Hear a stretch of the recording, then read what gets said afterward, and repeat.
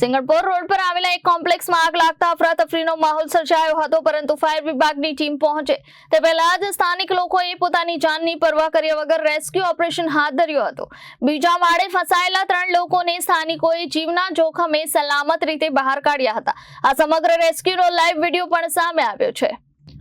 સુરતના સિંગણપોર રોડ પર આવેલ કોમ્પ્લેક્સમાં લાગેલી આગ બાદ સ્થાનિક લોકોની બહાદુરી સામે આવી છે। ફાયર વિભાગની ટીમ ઘટના સ્થળે પહોંચે તે પહેલા સ્થાનિક લોકો પોતાની જાનની પરવા કર્યા વગર રેસ્ક્યુ માટે દોડી આવ્યા હતા અને બીજા માળે ફસાયેલા 3 લોકોને સલામત રીતે બહાર કાઢ્યા હતા। આ સમગ્ર રેસ્ક્યુનો લાઈવ વિડીયો પણ સામે આવ્યો છે। સુરતમાં અગાઉ પણ આગની ઘટનાઓમાં લોકો ફસાયા હોવાના બનાવો સામે આવી ચૂક્યા છે, ત્યારે આ ઘટનાએ ફરી એકવાર ગેરકાયદેસર શેડ અને પતરાના ગોડાઉનની કામગીરી સામે સવાલો ઉભા કર્યા છે। ફાયર વિભાગે પણ સ્વીકાર્યું છે કે ઘટના સ્થળે ગેરકાયદેસર ગોડાઉન ચાલી રહ્યું હતું અને પતરાના શેડ બનાવવામાં આવતા હતા।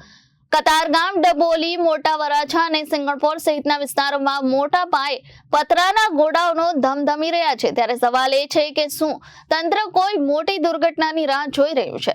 જો સમયસર આવા ગેરકાયદેસર ગોડાઉન અને શેડ સામે કાર્યવાહી નહીં થાય તો ક્યારે આ સિસ્ટમ જ કોઈના જીવ માટે જોખમી સાબિત થઈ શકે છે। સર, આપનું નામ ને ડેઝિગ્નેશન? મારું નામ SD Dhobi, deputy chief fire officer, Katargam zone.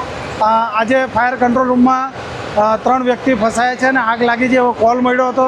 કોલની ગંભીરતાને પારખીને fire control room દ્વારા તાકીદે નજીકના કતારગામ છે, ડભોલી છે, મોરાબાગડ, જાંગીપુરા, મુગલીસરાની ગાડીઓને મોકલેલી હતી અને અધિકારીઓ ઘટના સ્થળે આવીને કોલની ગંભીરતા પારખીને વધુ બાઉઝરની જરૂર જણાતા બાઉઝરો મંગાવી લીધેલા, TTL મંગાવી લીધેલા છે અને બૂમ મોનિટર મંગાવી લીધા છે અને તાત્કાલિક આગ કંટ્રોલ કરવાની કાર્યવાહી ચાલુ કરેલી અને લગભગ 2 થી 2.5 કલાક જેવી સમય બાદ આગ અત્યારે કંટ્રોલમાં છે।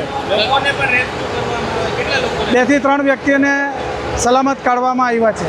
આપ સ્થળ પર પહોંચ્યા, શું પરિસ્થિતિ હતી અને કઈ રીતનું આ આગ?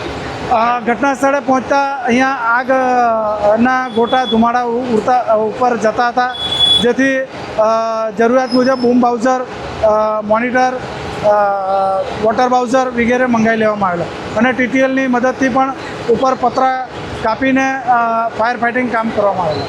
શેની ગોડાઉન હતી, કઈ રીતના? PVC મટીરિયલ હતું, PVC મટીરિયલ અને લોકો રહેતા પણ હતા, કઈ રીતનું આખું? બીજા માળે રેસિડન્ટ હતું, 2nd ફ્લોર પર રેસિડન્ટ હતું, એની ઉપર ગોડાઉન હતું। Reporter Sujal Rathod, Janadesh news, Surat.